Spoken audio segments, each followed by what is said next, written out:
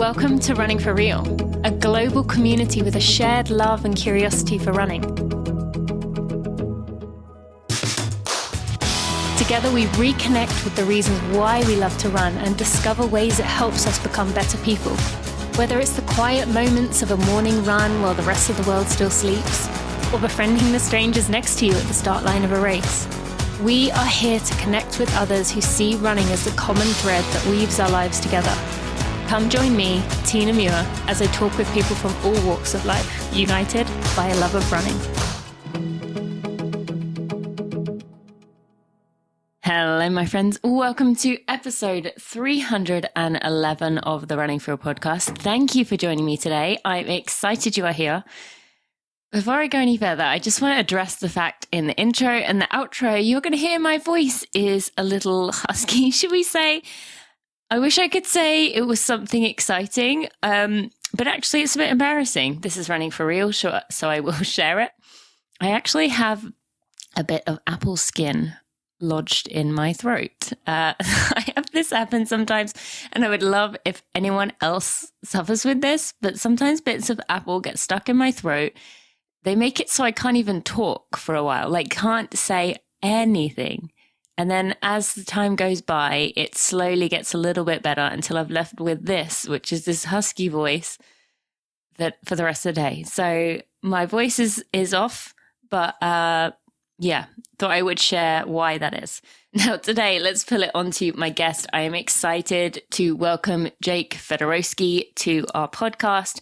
They are a non-binary runner who have recently brought a lot of attention in the running world because Jake wrote a guide called The Guide to Non-Binary Inclusion in Running. And this guide has been getting a lot of attention for the work that Jake did by putting in hours and hours of energy, time to create this guide to make it really easy for racers. Now, the focus of today's episode is partially on race directors because that is who the guide is created for. However, there is actually a lot for the rest of us to learn. There is so much that I learned in this episode, and I really appreciate all that Jake is doing, not just in the guide, on social media. Jake is a part of the Seattle Frontrunners, which is where they got the idea to create this guide and give people in the industry the opportunity to make changes, because before they were saying, well, I don't know what to do. So this is the way to do it. So I am excited to welcome Jake to the podcast. I look forward to meeting them. Let's go check in. Thank you to Allbirds for sponsoring this episode of the Running for Real podcast. Now, you have heard me talking about Allbirds. You've probably heard me talk about the tree flyers, which I was really fortunate to go to the press announcement, the launch of the shoe a few months ago. But have you been testing them out? They have a bio-based Swift foam midsole that is light, bouncy, ready for distance running. I wear them multiple times every week. They are one of two shoes that I wear in my week. That is it. They have a breathable upper that helps keep the air flowing for extra comfortable miles. There's a heel counter, and the shoe is flared with a geometric midsole, which is going to help keep you steady. Now, I am really loving this product. I am really loving the company. They are doing everything they can to call out other companies, to walk the walk themselves by speaking up about what we need to do environmentally, how we need to change things. These shoes are so comfortable, and you know what my favorite thing is? You can just slip them on and off. I don't ever untie my shoelaces. So you can go to allbirds.com to check out the women's tree flyers. But I also want to tell you today, if you are someone with kids, they have small birds. Isn't that just the best name? They have small birds for little kids and big kids. So they start in 5T, which is so cute. And they have wool loungers, and they have a version of the dashers, which are just their everyday sneakers. Now, I definitely recommend the wool loungers. My daughter has both pairs of shoes. She loves both of them. But the wool loungers she can slip on herself. They basically took a shrink ray to one of their most loved styles to create this perfect pair for kids. So Bailey and I can wear the same shoes at the same time. It is so cute. They're easy to slip on and off, and they are good for the planet. They're machine washable as well, so that's another benefit. Go to allbirds.com to check out all the items they have there. You will love it. Jake, I am so excited to welcome you to the Running for Real podcast. Thank you for being here. Thank you so much for having me. Yeah, this is going to be fun. And it's really strange timing. You happened to reach out to me right when I was thinking about reaching out to you. So it was kind of perfect in that way. And I am excited that we were able to pull this together and excited that we can now have a conversation. I've already talked to you a little bit about some of the things I was thinking, but I also want this to be very conversational. And so I would love to begin by having you give us a little bit about you. What do you want to share today with us about Jake? Sure. Well, my name is Jake Fedorowski. My pronouns are they, them. I'm originally from just east of the Twin Cities in the state of Minnesota, but I currently am residing in the state of Washington in the city of Seattle. And in my background, my passion is in the arts, specifically theater and opera. But I have kind of transitioned out of that as a career and more into, focusing more on operations. And in my free time, I'm a big runner. I've run, multiple different kinds of races, whether they're 5Ks or 10Ks or half marathons, full marathons. And as a non-binary runner, I started to realize that the industry wasn't as inclusive and welcoming of the non-binary experience, and have started to become an advocate for non-binary runners. Just kind of in my free time, it takes up a lot of time, but it's kind of become my new little side project, and where I'm putting a lot of my energy into these days. I was going to say, when you said I've started to advocate, I would say you are crushing it and doing a very impressive job for someone who is doing that in their free time. So yeah, I think we'll remove the word starting because you're already there. So what I love to say, like what started off as an email, as a conversation, has evolved into this gigantic project that I'm, could have never imagined would have started. Yes, I definitely want to get into that point because that definitely jumped out to me. Before I go to that, I want to just not gloss over you said about theatre and you mentioned about opera. I nearly just said Oprah. Opera. It's close enough. I literally said opera and I was like, did I say Oprah? And then I had to replay that. So sorry for the pause. I'm not sure I've ever known anyone who did opera before or was even associated with opera. So this is amazing. You mentioned shifting to operations. Was that a kind of lost your passion, wanted to try something new, or was that out of necessity? Yeah, that's an interesting shift there. Yeah, I originally went to school for musical theater performance, so I was more on the the acting, singing, performing side of the arts. In college, I stumbled upon stage management, which is more of the operational side of theater. So I was a stage manager, and I was traveling around the country working with different opera companies, and eventually kind of transitioned into the administration and artistic side of opera.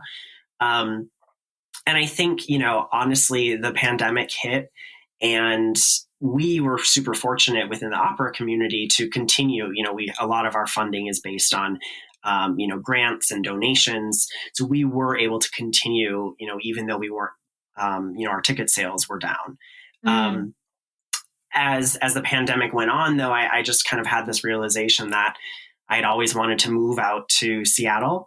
And I just decided that it was time for me to sidestep into a different industry, make that move to Seattle, and start building a career outside of the arts. Now I'm able to experience and enjoy the arts as a patron and as, just someone who loves the art form.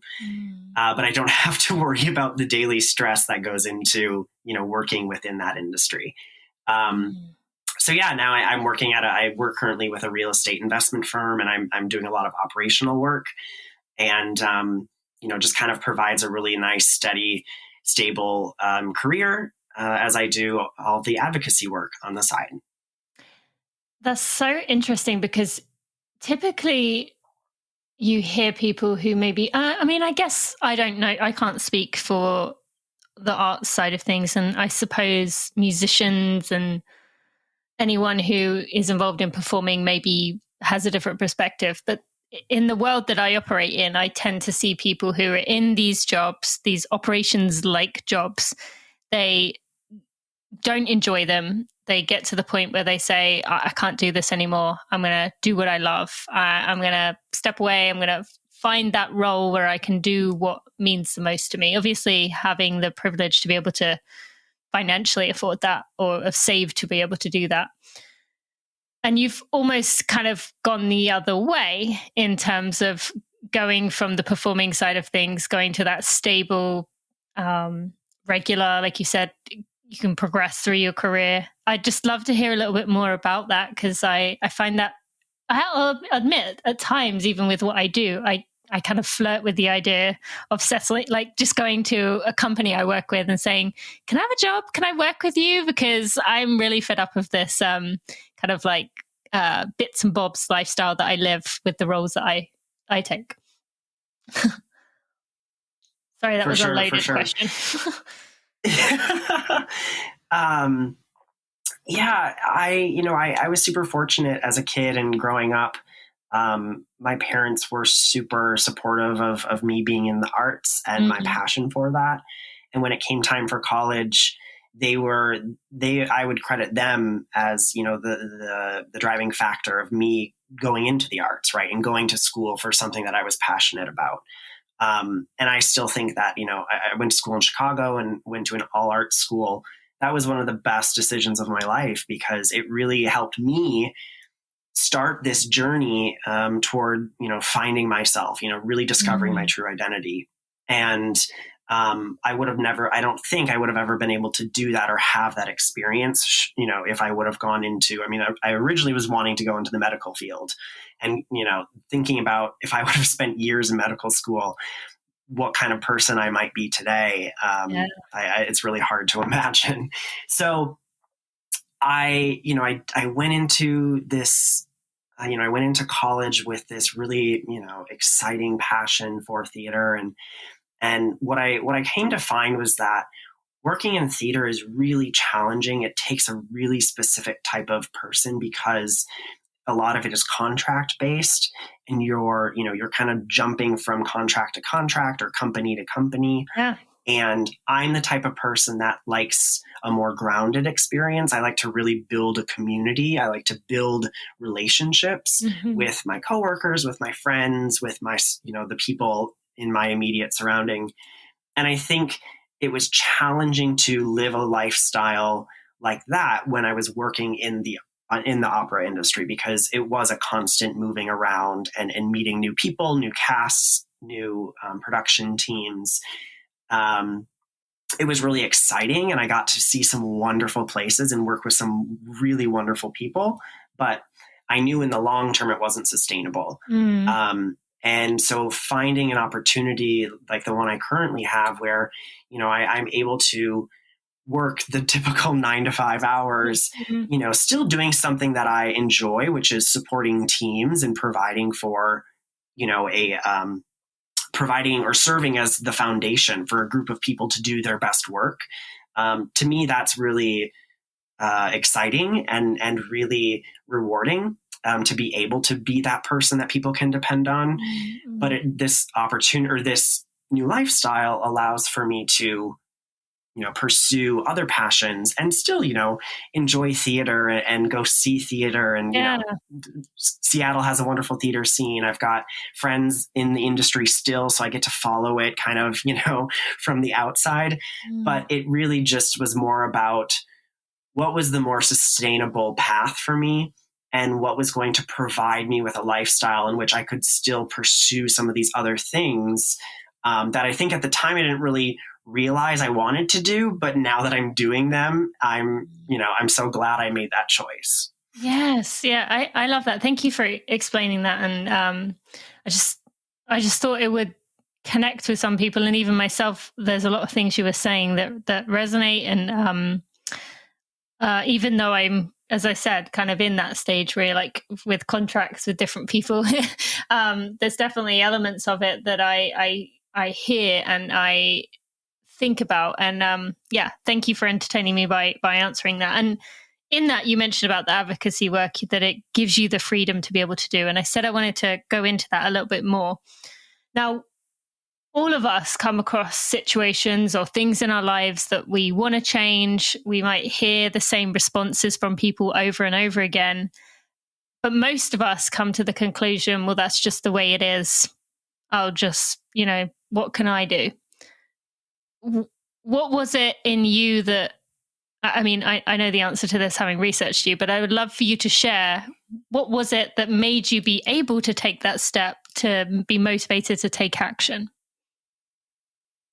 Yeah, I think it's a really wonderful question, because I feel like a lot of people go through that, right? They see a problem, or they recognize something that is wrong or needs to be fixed, and they don't feel like they have the, like, who am I to step up and try to create change, especially when it's an industry or a company or, a system that is so much bigger, right? It's so much bigger than us as, individuals. So for me, I think a lot of it came from my work with I joined the board, the Seattle Frontrunners board. And for people who don't know, the Seattle Frontrunners is an LGBTQIA plus running and walking club in this city. And it's part of a larger organization of the International Frontrunners, which are clubs across the world. And I joined the board with the goal, or with the objective, of looking at our membership, which is very white, cis, gay, men typically. And you see that across a lot of Western international frontrunner clubs. So I joined the board with the objective of trying to expand our membership to include the entire queer spectrum, right? I was seeing a very specific identity in our membership from the LGBTQIA plus community. And I knew that, if we were truly going to be the welcoming and inclusive club that we, claim to be, we had to do some work. There was definitely some work ahead of us to make sure that we were including all identities. And so I joined the board and started that advocacy work, internally. But as I started to look at the larger running industry and my own experience as a non-binary participant within that industry, I started to realize that there was this larger problem, and there wasn't, a lot happening. We were seeing a little bit of progress with a non-binary division being created at races out on the East Coast. But nothing was really happening in Seattle. And nothing was really, there were no resource, like there wasn't much, right? It was it was in the very early stages. And so I think by having joined the board of Seattle Frontrunners and starting that work within that group, I started to feel like, wow, actually, I kind of have a platform. I have a voice now. I have a club behind me that would help support and promote and push this work to the forefront of people's minds. So I think that kind of gave me the courage to do that. And, really kind of speak up and start to create change. I've never been one that's like afraid of speaking up also. So maybe it's a little bit of like learned behavior. But yeah, definitely some courage came from my position and role and responsibilities, having joined the board at Seattle Frontrunners. So what would you say to someone who is, as we said, has identified a problem, sees that there is something that needs to be done, but is currently in that stage of thinking, well, I'm only me, what can I do? I would say start the conversation. That's what I did. I sent one email thinking, this might fix it, this might not, but I've got to try. Yeah. And like I said earlier, that one email has now evolved into an entire project. So that's my advice. Send the email, make the call, ask the question. Just that first step will lead to a more in-depth conversation. It will lead to something. Yes. So that's, I think that's the important key takeaway there is just have the conversation, make the call, ask the question. So true. And I want to, I want to just add that I recently finished, I'm a big fan of Emmanuel Acho, and his second book, Illogical, he talks about how that's just the way it's always been done, or something of the like, is the most dangerous phrase in our society, and how we think that about so many things, but we've never really considered an alternative, and how powerful that could be to so many people by changing something like that. So I just wanted to mention that, because I just, that really stuck in my head, and it's got me questioning a lot of things of, oh yeah, we just kind of accept that as the way it is. And it would be possible to change that, and, change the way we view something. Yeah. And it also, like, I think I realize this in a lot of my advocacy work, both with non-binary inclusion, but also on the Seattle Frontrunners board. There's an element of people get comfortable, right? You get comfortable with, we've done the work. I feel like, I myself, my identity has made it to a place of, having been accepted and included in society. But especially as a person from the queer community, if there are other people within our community who are not at that place and aren't comfortable yet, aren't safe, then the work isn't done, right? Like, even though something has been done for so long and you feel like, I've made it, I've done the work, that may not be true for other people, especially people from within your own community. And so how are we starting to look at the systems and practices of society, more holistically, and realize that, just because something is being done a certain way doesn't mean it's right, doesn't mean it's the most, equitable way or the most inclusive way. And how are we challenging that narrative? How are we challenging those practices, to find a better solution, to find a more inclusive or safer option that's going to be more, or is going to help more people get to that place of comfortability and safety, right? I want to ask you, so when you sent this email, when you reached out to the Seattle Frontrunners, how far into your running journey were you? How long had running been a part of your life at this point? When I had joined Seattle Frontrunners and kind of started to build a community there, my running journey really only started a few years before that. When I was younger, I was never a runner. You couldn't pay me to go out and run a mile. I always dreaded in elementary school having to run the mile or the pacer test. Like, that was the worst day of the year for me.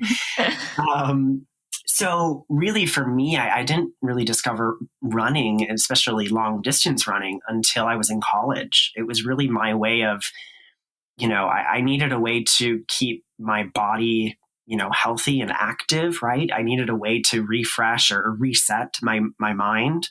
And I kind of fell into running as I started doing more biking and rollerblading, and gave running a try, and realized, like, this is actually a really wonderful activity that I can do on my own that keeps me, healthy and active, and is good for my body, good for my mind. So yeah, it really only started a few years before me having, made the move to Seattle.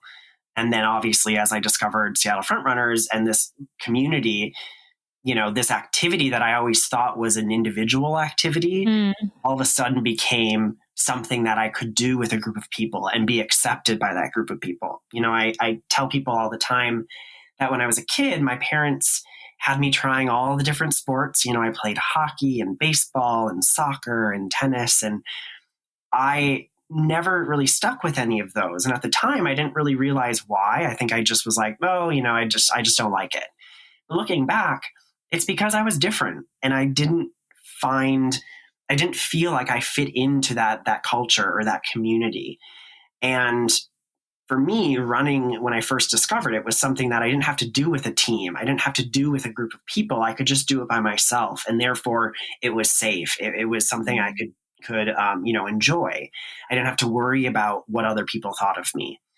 But when I found Seattle Frontrunners, all of a sudden what I thought to be, individual activity became a community and a group of people who can celebrate, our identities and this love of running, or this passion for running, together, and be, a supportive community nonetheless. So yeah, that was kind of my journey or discovery to the sport of running.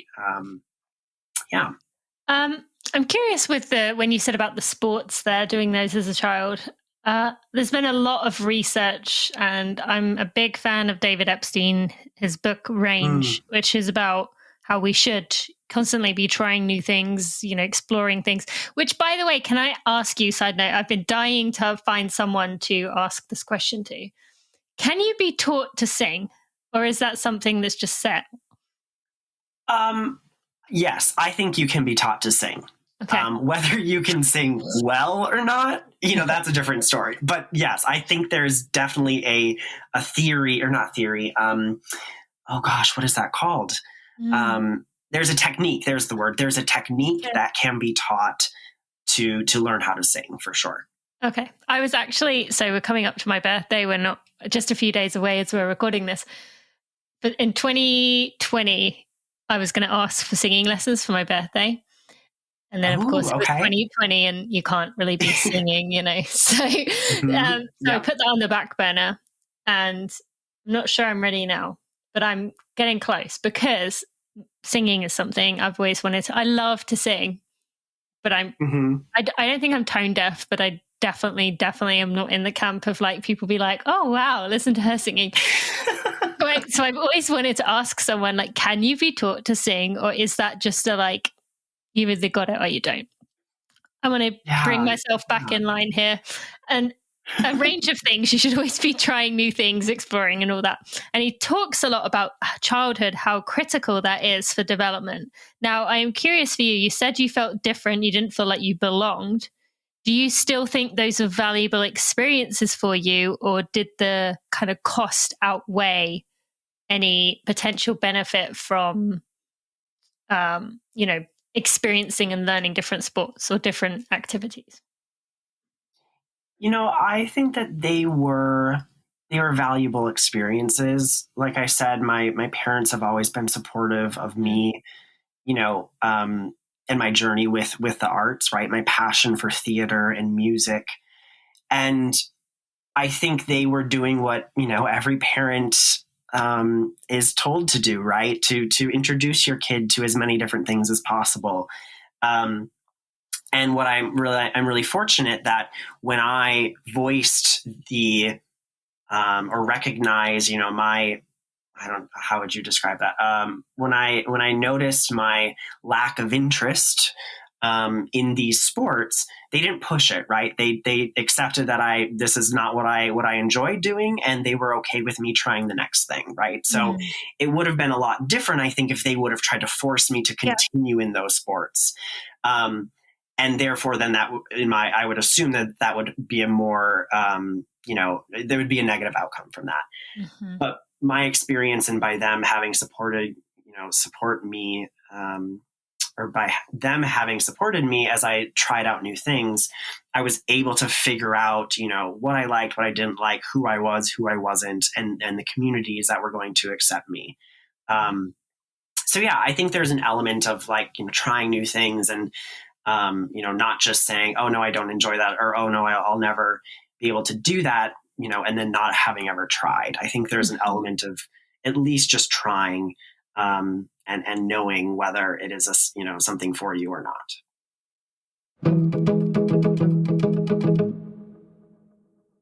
This episode is brought to you by Running for Real. I can't even get through it without laughing. This episode is Running for Real, but I wanted to tell you about something today. I want to tell you about Mile 20 mental training program. This is a training program I had the worst timing ever and created and released end of 2019.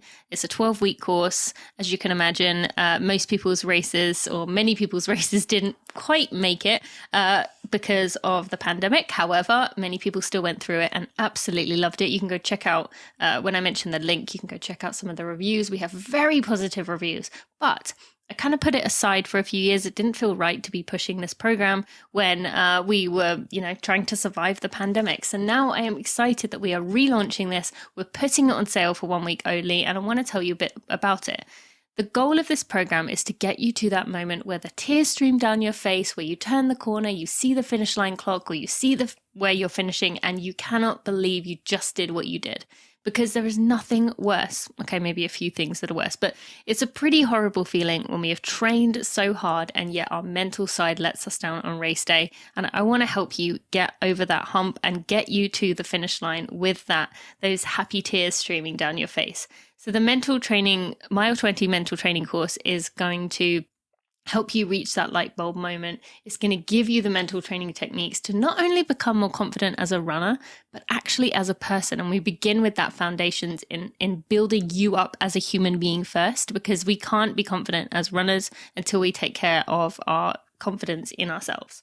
You're also going to learn techniques to handle every race day situation that could be thrown at you. You're going to have specific tactics and tools that will help you handle race day panic, race day stress, things that could go wrong. You're going to learn to understand the signals that your body is giving you during the race, and you'll be told how to handle them. And also how to protect yourself from feelings of failure. Runners can be quite hard on ourselves, and this is going to help you to have a healthy perspective.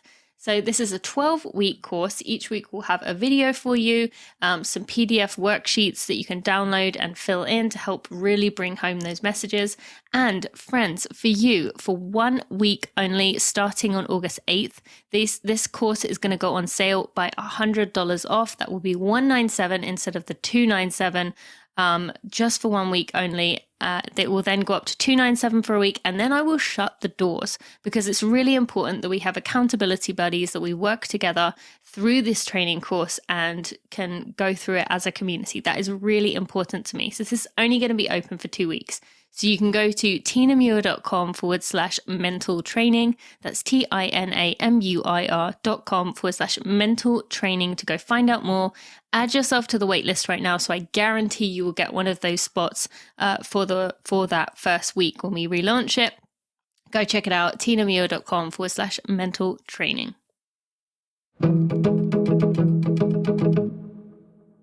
That brings me to another thing that I've been curious to ask you. I read, where did I read this? I actually can't remember whether I read this on your social media or which I might as well mention the name now. We're going to be talking about as we go. The guide to non-binary inclusion in running, which we've been kind of alluding to in talking about this project. We're going to talk more about that. I can't remember if this is in that or if it's on your social media, but you said, respecting where someone is at in their journey is paramount, and their right to self-discovery and self-expression must be protected at all costs. Do you know where that came from? Just so I can send other people to it. Yeah, I think it might have been the guide, was it? It was the guide. Yep, I believe that was the guide. Okay, I should have noted that down. Now, not even so much in terms of, where on the gender spectrum someone falls, but I find, as a fixer, I find this so hard with people I love, like wanting them to be at the next stage of development or the next stage of discovery, because I want them to be comfortable in their own skin, or I want them to be what I think is going to make them happy. I just love your perspective there. I see that quote, I want to do that, and I can do that for friends, but do you think it is hardest for families, especially as what we were just talking about with your parents respecting you? I mean, that's a critical piece to any of ours development, but do you find that difficult with the people you love the most or not? Yeah, I'm currently kind of going through that journey right now with my family. Like I've said, I live out in Seattle, so I don't see my family that often. They live back in Minnesota. And I'm actually recording currently from home because I was home for a wedding this weekend. But I'm struggling with my family because, I made the shift from the pronouns of he, him to the pronouns of they, them. Yep. And there is definitely a learning curve happening with my family right now, where, they knew me as Jake, he, him for 25 years. And now are having to make this adjustment, this shift, right, in how they are acknowledging or referring to me as Jake, they, them. And it's this, and I guess, to your question, you were probably asking more about the journey of the individual. No, I was literally asking in your perspective, actually. Oh, I love this. Great. So, yeah. So, I mean, it's been challenging because, I want to correct them. I want to, help them along in this process. But at the same time, it's hurtful, right? It's really hard to be misgendered by the people you love. I like to think it's easier, or it doesn't really matter if someone, that I don't know off of the street misgenders me.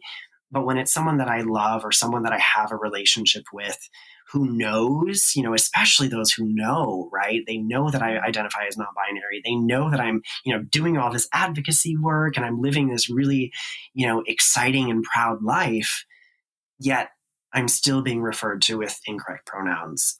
It's really hard to be upset, but it's hard to also, not acknowledge that it's hurtful and that it is having an effect on me. So, respecting where people are at in their journey, whether they're, not necessarily very, or they're not out of, the closet, as we say, or they're not further along in their self-identity journey. Or is it someone like me where, like, I am very out, I am very loud and proud, and just respecting and acknowledging where those folks are at on that journey and kind of figuring out how to interact with them and how to support them, right? And to be there for them and show them that they, show your love for them and show them that who they are and where they're at in that journey is okay and is, it's hard. I know it's so hard, especially for people who have grown up with someone in their family who is identified a specific way, or was, I should say, was assigned, and kind of or the identity was placed upon them a specific way for so long, having to adjust to who that person truly is and would like to be, referred to. I acknowledge that is challenging, but on the flip side, it can also be really hurtful and, difficult to navigate as that person.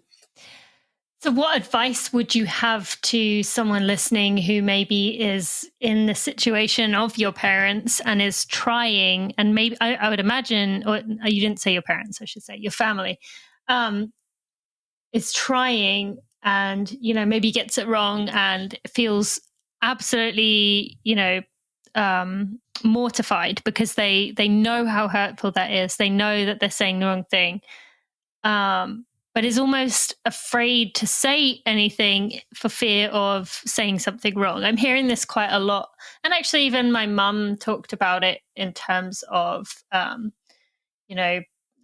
being accused of saying things wrong, like how she said she was scared to say things about anyone because of being, someone saying, you can't say that anymore. You're not allowed to do that anymore. What advice would you have to someone listening who is is trying to change, but feels like, as you said, they've been raised a certain way. This is a new conversation happening. I always tell people, especially with the work that I'm doing and, with this conversation, is that you're going to make mistakes. And making mistakes is not a bad thing.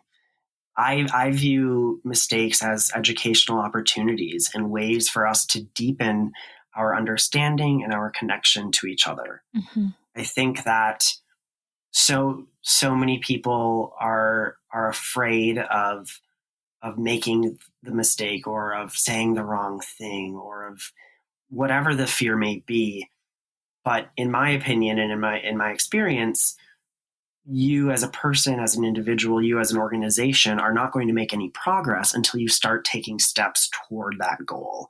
If those steps, end up with, a few steps backwards, right? Or a couple more steps forward, a few back, right? Like that, it is going to ebb and flow. You are going to continue to stumble. And that's the human experience. That is how we continue to learn and grow as humans. And so I just recommend, once again, have the conversation, ask the question. If you don't know how to, if you don't know what someone's pronouns are, or if you don't know how someone wants to be identified as, or whatever the question may be, ask it. I think generally speaking, this is my experience, and for a lot of those that I know, we're totally open to being asked those questions. We want to be asked those questions because it means that the person cares and wants to learn and find the right way to interact or communicate with you. So I think that we just have to get over this or get past this fear, right? This fear of making mistakes, and focus more on how can those mistakes or the conversations that we could potentially be having be educational opportunities. It kind of speaks to a broader issue in our society as well, right? That we are in a very polarized world where, people don't want to admit to mistakes, but people also don't want to say, I don't know, or, oh yeah, maybe you're right about that, or change our minds. Like we're in a very, it speaks to that, right? That admitting you were wrong or saying that you didn't understand something is just not something that's very easy to do right now in this world of, the internet, social media, where everything is remembered forever. So I guess that's a good lesson for us all in terms of being open-minded, listening, and not being afraid to make a mistake, to really learn from it. Yeah, for sure. I think we're definitely raised to we're raised to be perfectionists. We're raised to, you're not allowed to make mistakes. You have to be perfect all the time. And we as a society have to get past that and to a point where we can encourage mistakes. We can encourage people to try, because it's that effort that counts. It's making those initial steps or trying to learn something new that is really going to count and matter, because that's what's going to spark the learning opportunity for all parties involved. Yes, so true. You have talked about living in Seattle, moving to Seattle. For someone listening who is thinking, okay, well, those of you in Seattle or San Francisco or New York, these are conversations you can have. But I live in, Alabama, or like I live in Missouri. These conversations maybe aren't going to happen as often, as comfortably. What advice would you give for someone who's not in a place where they feel these conversations are happening? That's a great question. Especially because I'm from a small town. Like I totally understand that, where you just feel like you don't have a community, right? There's no one like you. There's no one that is going through a similar experience. And I think while some of that may be true, I would almost, I would imagine that there is a community out there. We're seeing, I've been watching, or last summer I was watching I said, We Are Here. It's the, what I like to think of like the drag version of Queer Eye, with, I can't remember who, it's like Eureka and some other drag queens who are going into these small towns, and they're trying to kind of bring awareness to the queer experience. And what they show through that show is that there are people in these small towns and in these more rural areas that are going through these experiences, and there are communities out there, whether it's, made up of queer individuals or not. I believe that there are supportive communities out there that will help you and support you in your journey toward, finding yourself, discovering your path. And I think that it might take a little bit of effort to kind of search for that, right? Like, it's not always going to be posted on a banner at, the city limits as you enter into the city, but I like to believe that there are communities out there, but I also recognize that may not be the case, right? That it may be more difficult to find that, especially if it's, if that individual doesn't feel safe asking those questions or making that effort to discover that community. And to that, I really what I love is that we have this internet or this community on the internet, right? We have social media where there are spaces and there are ways to connect with others who are going through similar experiences. I think the queer community, even though the internet has, in my opinion, many negative effects on us, I think there's this aspect of, building a community is so much easier now. I can't even imagine what it must have been like many years ago when the internet wasn't around, and what queer individuals were going through at that time as they tried to find these communities. It's really hard to imagine, because that's how I found a lot of my queer community, was through the internet and through social media, and that, I think, is just a wonderful resource we have.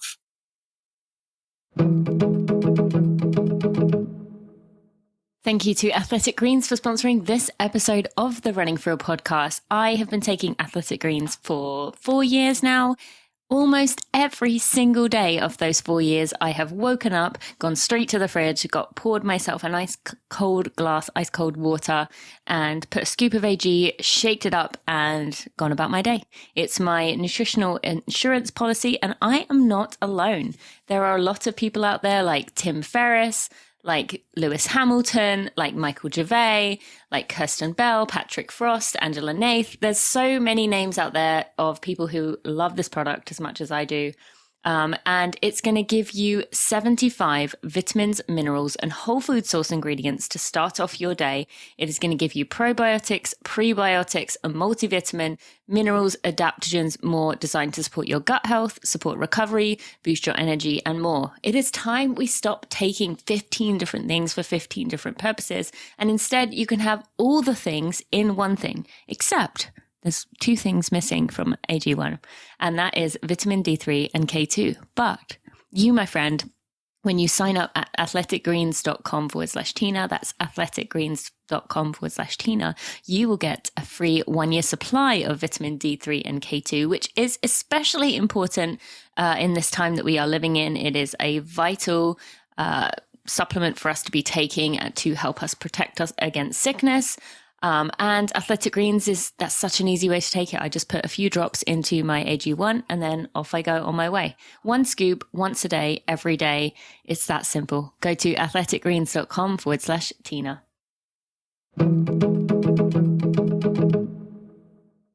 Absolutely. So on the topic of internet being a wonderful resource, you created, or you bought, I suppose, the link to nonbinaryrunning.com. You created the guide to non-binary inclusion in running, and that could be found there for free to be downloaded by anyone. So let's talk a little bit about that. I want to begin by just setting a perspective here in terms of one of the earlier things you wrote in there was based on a study completed in 2021 by the Williams Institute at the UCLA School of Law. There are 1.2 million non-binary adults 18 to 60 in the United States, which makes up 11% of the lesbian, gay, bisexual, transgender, queer, intersex, and asexual population. I'm very comfortable talking about this. I've had many people come on the podcast to discuss various elements of being LGBTQIA+, and I've Running Realized has dove deeper into some of those topics. But That surprised me, that number. I have to admit, but I wanted to mention that because I think that sets the scene that this is not one or two people here or there. This is a pretty huge number. So yeah. I had the same reaction. I was absolutely shocked that 1.2 million adults, and once again, that's just 18 to 60 years old, right? Mm-hmm. That leaves out an entire generation, right? And I try to lead with that a lot because so many people try to invalidate the non-binary experience and say that we do not exist. And the truth of the matter is we do exist. And there is evidence to support that. There are facts that support that argument. And especially then, within the racing community, people are always talking about, oh, well, there aren't any non-binary runners, or I've never heard of any. And it's like, well, that's because a space hasn't been created for them. Mm-hmm. So how would you know?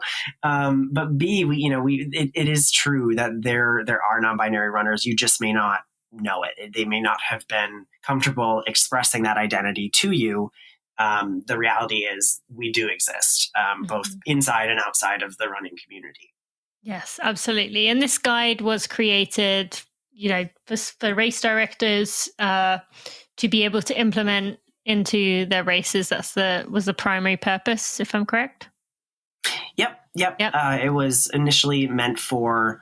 I guess I could say that initially it was a resource I was creating for myself because, how it all came to be was me finally making the decision to no longer participate in races that didn't have a non-binary division. And so if there was a race I wanted to participate in, I would, contact the race director and ask.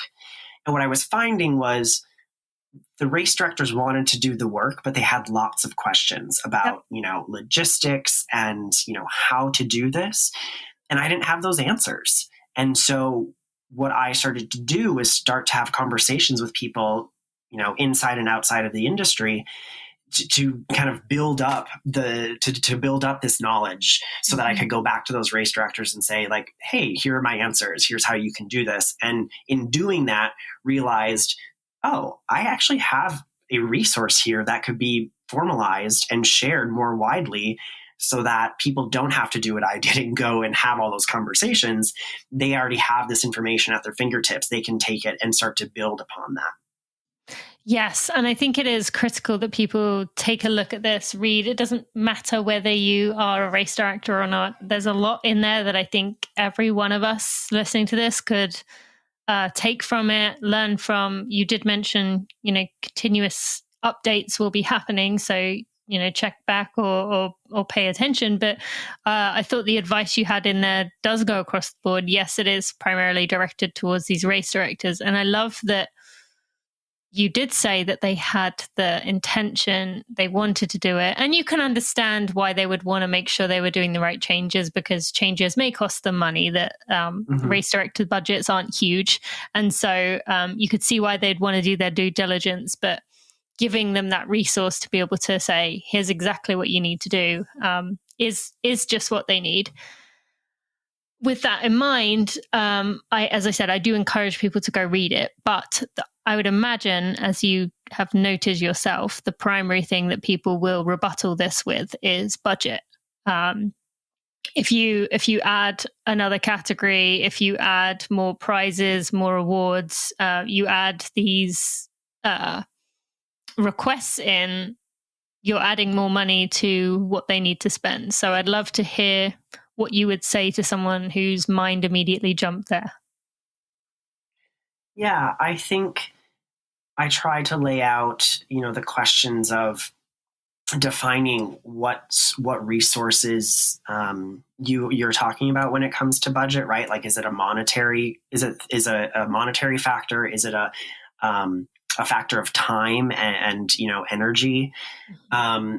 And if it does come down to a monetary cost, for example, maybe you host the your registration platform, your timing system, your race results, maybe all that is hosted in-house, and you have to hire someone or spend extra time or hours on building out that system, right?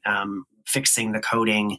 I'm not a tech person necessarily, so I can't really say what all goes into that, but there may be a monetary cost there. What I tell race directors all the time is that, sure, that may be a monetary cost, but I believe it is a one-time cost, and that one-time cost helps you as an organization become a more inclusive space, but also become a more competitive race, right? You are in this industry that is so oversaturated. There are so many race opportunities out there. And if you as an organization, as a team, as a race, do this work, and make this one-time investment in, creating a more inclusive space, you all of a sudden are added to a very short list of races that are inclusive and safe for non-binary participants to participate. And so I would like to imagine then that those registration numbers are going to go up for you, because you are going to start to pull in those participants who are looking for that exact thing. Mm-hmm. So there's definitely an element of sure, there may be a cost. It could be a one-time cost. But I also think a lot of this work, as it comes down to, divisions and, are we going to have awards and prize money? If you can't increase your budget, if you have a set budget, then I believe that a non-binary division should be equal to any other division, whether it's a men's division, a women's division. And so what I recommend people do is you look at your budget and you divide it evenly across all divisions. It's as simple as that. Mm-hmm.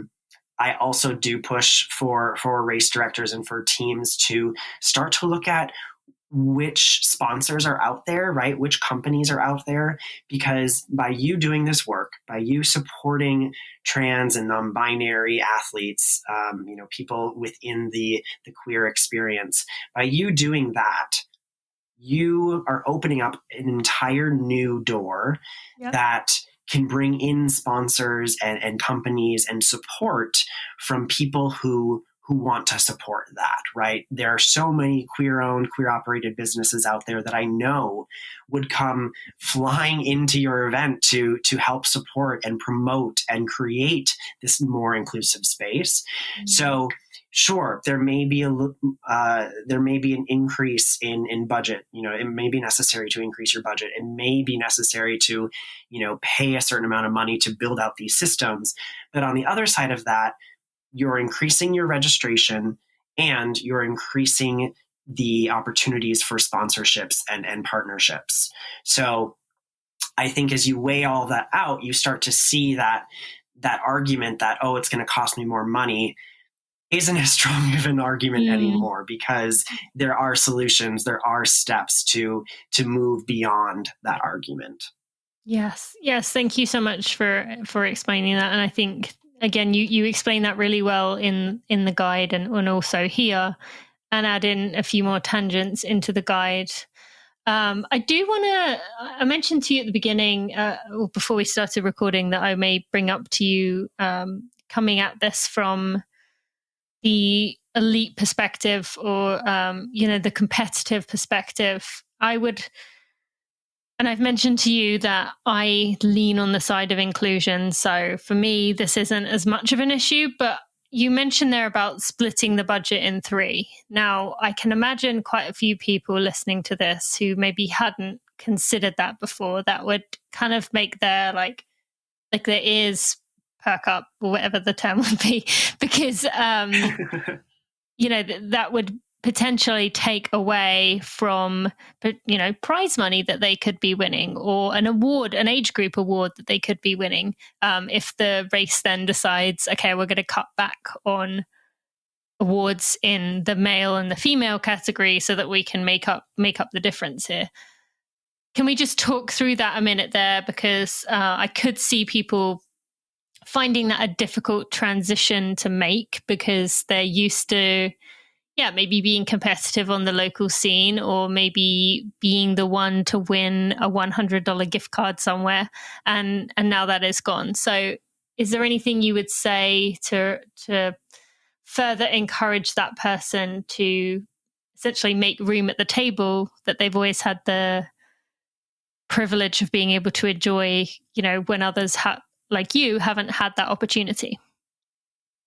Yeah, it goes right back to our conversation earlier about what we as a society, we as an industry are comfortable and used to. We are used to these two very specific divisions, men's and women's divisions. And, the people within those divisions are used to the prizes and the awards and the money that is available to them. But it is so hard to believe that, sorry, it's not hard to believe. It's so hard to hear that, people would be, they feel like it's coming down to privilege, right? Like they have had the privilege of being in those communities and never having been misgendered or, have a space not available for them. And so I think until we are at a place where everyone has as you said, a seat at the table, we have to find these inclusive paths forward. We have to figure out how to be more equitable, because the industry is not the work, the work toward a more diverse, equitable, and inclusive industry is not done until everyone has a seat at the table. Everyone has an opportunity to get to that prize money or to that award or whatever it may be. I want going back to the budget conversation, like I believe that by creating this division, you are in fact going to be bringing in more sponsors. There's going to be more support. And so that idea of having to split the budget, maybe that is temporary, maybe that is a one-time, 1-year thing. And in the future, as you start to grow, awareness around this division and around the work you're doing, hopefully that continues to grow the budget or can grow the opportunities for awards and prizes to be distributed to finishers across all divisions. So yeah, I think I would encourage that person to check, their privilege and look at the experiences that they have been so accustomed to, and realize that there are people out there who have not had that experience, who in fact have, never had a space at the table. And maybe it is time for us to scooch on over and allow for some of that space to be made. Yes, absolutely agree. For the average person listening who is not a race director, I'd imagine there's a few of them listening, but I can't say how many. We mentioned when we did the Running Realized episode on gender binary, gender identity, that we as individual runners can reach out to the race directors and saying, when are you going to start incorporating this? When are you going to change this? Is that something you typically encourage people to do, or what would you send them to do instead? Yeah, what I really love about this guide is, yes, it is, meant for race directors and was kind of tailored toward, the race director experience. The guide can also be used as a resource by non-binary individuals, but also allies, people who are looking to start these conversations with race directors, with organizations.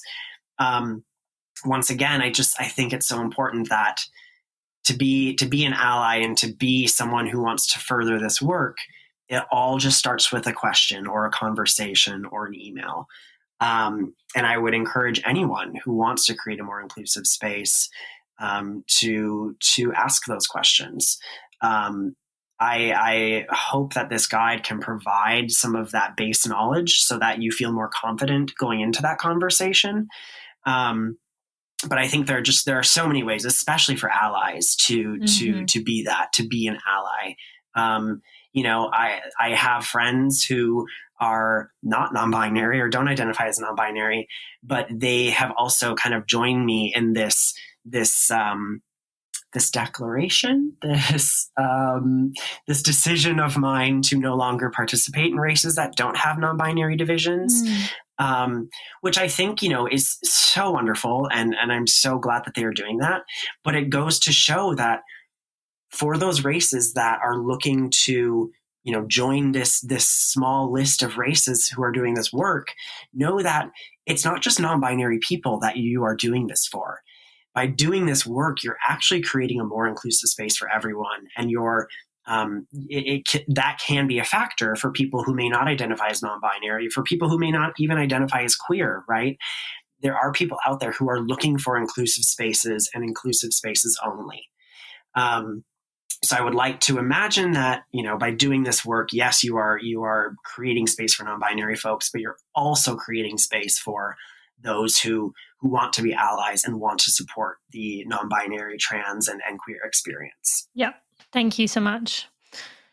How has the guide been received by the running community as a whole then? Really well, I think. Better than you expected? Yeah. Oh, yeah, for sure. I think it's gotten some wonderful coverage, and there are some races. I was partnering with the San Francisco Marathon, who kind of took this guide and used it to incorporate into their work as they created their non-binary division. So it's being used. It's effective, and what we're seeing is that races, big and small, can do this work. It's no longer a question of, could a non-binary division be created? We know that a non-binary division can be created. We have the resources and the knowledge to do so. Mm-hmm. The question now is, when will races and teams sign on to do this work? When will they realize that in order to become in order to become a more inclusive industry and an inclusive space for all participants, they have to make that step. It is up to them. It is their responsibility to take that next step and start this work. You have to start somewhere. You have to, like I said earlier, you just have to make that first step toward, educating yourself and your community. And until we can get to that, that's kind of where I'm focused now, is trying to just get people to make that first step. Yeah. Thank you for that. Jake, mm-hmm. Is there anything else you would like to share with the Running for Real community listening to this? I just encourage folks out there, whether you are non-binary, queer, or not, to, like I said earlier, not be afraid to make mistakes, but to also, at the same time, really check the way that you are making assumptions. Right? There are so many times where assumptions are made, specifically in the running community, about, this person has a ponytail, or, this person is wearing pink shoes, so they must identify in this way, and they must be a part of this division, and their pronouns must be this. I just challenge everyone to, along with that quest of, asking questions and not being afraid to make mistakes, to also refrain from making assumptions. And this can be applied to, the race community or the running community, and then outside of the running community, just in your interactions with everyone, whether it's at work or with your family. Continue to look at the way in which you are making assumptions based on someone's, clothing, body type, pronouns, name, etc. That is not a way in which we should be interacting with others, because we don't know based on we don't know based on someone's appearance the experience that they've been through. Yes. And I just encourage people to, if you don't know and if you have a question, instead of making the assumption, just ask or do the research and make the effort to do the work and find out what the answer is. Everything is so assumption based these days, and it's so hard as someone who is falling on the other side of that, and people are assuming things about me.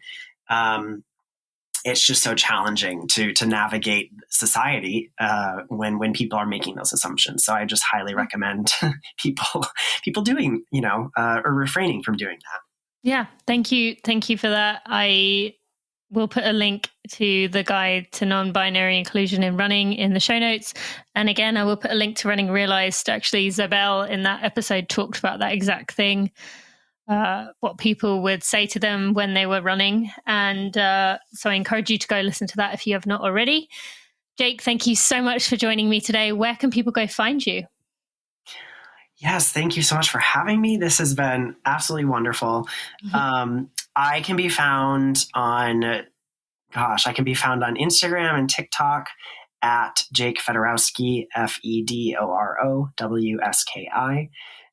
For those who are audio-visual learners and on TikTok, I am doing a series currently called Running Toward NB Inclusion, which is basically me talking through the different parts of the guide in a step-by-step series, kind of just breaking down everything into little clips. So you can kind of check in, learn a little topic if you'd like, share it, send it on to someone who might need to listen or see that.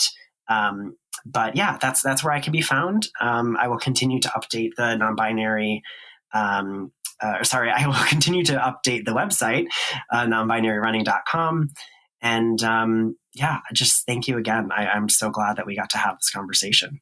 No, of course. Thank you so much. I really appreciate all the work that you are doing, and you for joining me today. All right. Thank you so much. Have a lovely rest of your day. Hi, friends. Just a quick message to say a big thank you to the Running for Real team. While I may be the face of Running for Real and the voice behind the podcast, there are a group of people who are working tirelessly to provide everything that runners could need within our community to make our community stronger, better, and evolve and grow and learn from one another. We are working really hard to make Running for Real the place we believe it can be within our community. I just want to take a moment to thank everyone on our team. That is Victoria, Stacy, Sandy, Sally, Maria, Kelsey, Kat, Jeremy, and Erica. I appreciate each and every one of you and the hard work that you put in. Now let's get back to the show. Thank you to Jake for joining me today on the podcast. Be sure to go check out nonbinaryrunning.com. You can also go follow Jake. And if you cannot remember to go check that out because you are currently doing something, you can find links in the show notes. As soon as you finish doing what you are doing, you can go to the show notes. There'll be links to everything Jake and I talked about today, and you can find that at runningforreal.com/episode 311. You can also just go to the homepage of Running for Real. We've actually made some changes lately, so maybe you want to go check that out. There will also be links to our sponsors. I want to thank Allbirds for sponsoring this episode. You can check out allbirds.com to go check out any of their beautiful items. I just got my daughter another pair of small birds, the wool runners. They are adorable. If you have any young children, they are so cute. Also to Athletic Greens, you can get a 1-year free supply of vitamin D3 and K2 by going to athleticgreens.com/Tina. You'll get that 75 whole food sourced ingredients of Athletic Greens AG1 with that order. It is a fantastic product. Use it every day.